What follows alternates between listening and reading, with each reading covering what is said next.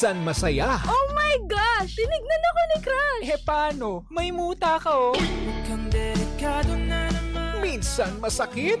Grabe yun. Hanggang ngayon, nagre-relapse pa rin ako. Ito'y lilisan na. Minsan, sin-zoned. Aruy! Saklap! Pero dito sa Energy Love Lines, hindi ka nag-iisa. Yes! Like you and me against the world! Go, go, go, Pangga! Di man araw-araw na nakangiti. Dito, ang kwento mo, pakikinggan. Tanong mo, sasagutin. At puso mo, tutulungan naming gumaan. Kasama ang Energy Love Lines. Kung saan may makikinig at may mag-a-advise. Energy Love Lines. Sa 106.7 Energy FM. Kahit minsan, supply. Sheena! Hello! Isang maganda at masayang afternoon mga Pangga. How are you today? Ay, sana naman po, ikaw ay ligayang-ligaya. Yes! Kung baga sabi nga nila, ikaw ay paldong-paldo. Deserve mo yan, Pangga. Deserve mo ng masasarap na pagkain at mahabang pahinga. Huwag lang mamahinga kagad, ha? Kailangan natin yan. Ako, eto pa, isang kailangan natin sa buhay ay masaya at payapang pag-ibig. Diba? Dapat naman po talaga lahat yan meron. Ang problema, nagkakataon lamang na napupunta tayo sa medyo hindi marunong mag-alaga, sa medyo hindi marunong magbigay ng bare minimum. Ano ba naman yan? Parang hindi naman talaga naturuan ng buhay, di ba? Kasi nga sabi nila, ang best teacher daw ay experience. Ang tanong, may experience na ba talaga yan sa love? Or sa ibang bagay? Ayan tayo. Kaya naman, ano nga ba linyahan natin ngayong araw? Eto. Let's see. Ang sabi, love can be so addictive. Ang tanong, magiging masaya ka pa ba? Kung ano? Magiging masaya ka pa rin ba kung nakakasakal na yung pagmamahal niya? Parang hindi. Over naman sa ask? Adi, ang sagot ay malamang, oo, magiging masaya ka pa rin, di ba? Kasi nga, mistulang mga tanga tayo ng pag-ibig. Tayo ay alipi ng pag-ibig. Ang mga sobrang nagmamahal sa idea ng pag-ibig. Yung dun ka na lang talaga nagkikling. Minsan gano'n yung hindi ka naman na talaga nagmamahal. Gusto mo lang yung idea ng nagmamahal. Gusto mo lang yung parang, ay, nakikita ko kasi ito sa Facebook, sa Pinterest. Ay, nabasa ko kasi ito, na ito yung ibig sabihin ng true love. So, sige, magstay ako kahit na gano'ng kahirap, kahit na sobrang nasasakal na ako. Ay, nako, kaya mo pa ba, friend? Sabi nga nila, di ba, mahirap yung masyadong mahigpit. Mahirap din naman yung masyadong maluwag. Pero saan ka lulugar? Paano kung mahal na mahal mo? Kaya mo pa ba? At sabi nga sa kabilang banda, Pangga, ang sobrang pagmamahal nakakasama. Too much love will kill you, di ba? Pero love is the answer. Paano na? Sabi pa nga, love is blind. So ano na? Sabi pa nga, Pangga, ang pagmamahal daw, para rin yung pagdodroga. Nakaka-addict. Literal, Pinag-aralan yan, Pangga, na ang sabi, ang effect niyan, yung chemicals na nararamdaman natin kapag sobrang addict na addict tayo sa isang bagay, ganun din kapag tayo ay nagmamahal. Kaya nga feeling mo, di ba, para kang lumulutang. Hindi ka makapag-decide. Minsan nawawala yung discernment natin kapag sobrang in love. Hindi mo nakikita yung bigger picture. Nandun ka lang sa, ay, he's so pogi. I love him so much. Gagawin ko lahat para sa kanya. Hindi ka na nakakapag-isip ng tama kasi nga, in love ka. Nako, yan ang pag-uusapan natin ngayon. Ano nga ba talaga? Magiging masaya ka pa rin ba kung nakakasakal na ang pagmamahal niya? I-share mo sa akin yung iyong sagot, Pangga, ha? Pwede ka magkomento sa Energy FM 1067 or sa Sheena 1067. At pag-usapan natin yan online sa Energy FM page. Tutok lang, kasama niyo na po ang nag-iisang pabebot na si Sheena Dito lang yan sa number 106.7 Energy FM Pangga.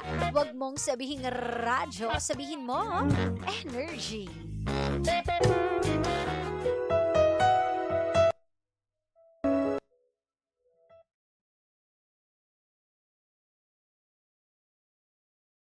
Ano naman yung mga binoproblema na naman yan? Oy, yan ang pag-usapan na natin.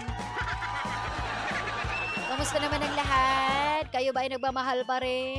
Bulag pa rin ba yan? Bingi sa katotohanan? Manhid? Manhid ka na. Wala ka na maramdaman, hindi ka na makapag-isip ng tama, hindi ka na makapag-desisyon ng tama. Puro na lang iniisip mo, in love ako, masaya ako, okay ako, wala akong problema. Meron kami sariling mundong dalawa, wala kayong pakialam. Diba? Ganyan kapag in love eh. Kahit na walking red flag na yung iyong kasama, sige lang. No. Kamusta naman? Kaya pa ba? Kaya pa ba tiisin? Para lang masabi na, ay, perfect couple na sila. Wala silang problema. Ganda-gandahan. Pugi-pugian silang dalawa. Oh. Sige. Habang niloloko ang kanilang mga sarili. Diba? Yung lababo kunwari. Pero pag kunwari magkasama na sila, ano ba? Doon ka nga! Kaya naman gano'n. Hindi natin gagawin yan, mga pangga, ha? Eh, ikaw kaya mo ba? Kaya mo bang i-endure yung pain? Pahabain pa yung agony ng paghihintay? Or minsan, ang gawain kasi natin, ibababa na lang natin yung standard natin. Eh. Tipo, sige. Ito standards ko, gagawin ko na lang 50%. Para lang masabi na, sige, pwede pa naman. O, ang tanong, anong klaseng sakal ba yan? B naman eh. Si Athena, anong sakal ba yun, B? Ako kasi meron akong klase ng sakal na gusto. Hi! Hindi talaga para dito yan, Sheena. We're back, sabi ni Baby Rodriguez. Hello. Hindi na po siguro kahit sobrang mahal ko at may anak kami. Hindi habang buhay akong magpapasakal. O diba? Huwag naman habang buhay, dapat kalahating buhay lang. Kapag buong buhay, lugi, ay hindi pwede yon. Dapat saktuhan lang mga pangga. Huwag tayo magpapaapi. Hindi tayo papasiil. Ang mamatay. Uy, hindi talaga. Ayaw natin ng ganon. Lugi. Ang lagi, ikaw lang masaya. Ikaw lang iintindihin. Ay, di doon ka sa far away. Hindi tayo nabuhay para mag-adjust na lang palagi. Kung sasakaling ka rin, doon na sa masarap na paraan. Sakaling ka sa pagmamahal, ganun. Hindi yung sasakaling ka sa desisyon mo sa buhay. Yung kunwari, akin ka lang ha. Kanino lang ako. Ay, hindi yan! Sabihin, akin ka lang ha, hindi ka na papupuntahin kung saan. Hindi ka na pwede makipag-usap sa kahit kanino. Dito ka lang sa bahay, dito ka lang sa hawla. Nagmistulan kang ibon na binibenta sa piyesta. Huwag naman. Iba rin kasi, iba yung yung sobrang possessive na tawag doon, di ba kapag gano'n? Hindi siya, possessed. Possessed! Oo. Kapag mahal mo, hayaan mo lang na lumipad, ganyan. Kasi isa siyang manananggal. Hindi ka ba naman adik? Hayaan mo siyang lumipad, baka isa siyang helicopter. Hoy! Ayaw natin ng sobrang nakakasakal, pangga. Nakakapagod yun kapag ganun, di ba? Pag kunwari, lahat na lang. Lahat na lang talaga, Bi.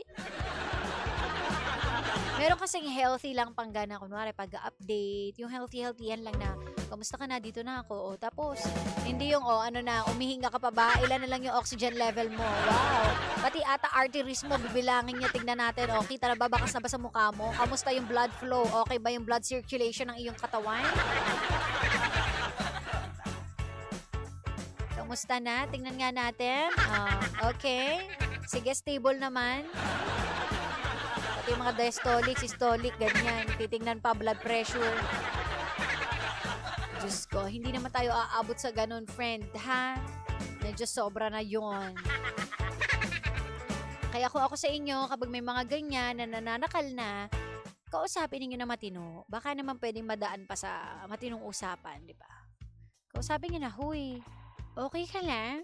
Kumalma ka naman, B. Hindi naman ako mawawala. Ako lang to. Ganun. Sabihin nyo na, huwag ka naman masyadong nananakal. Sakit eh. Dahil dyan, mag-load muna tayo ha mga pangga. Chill muna kayo dyan. Okidoki, I'll be back later.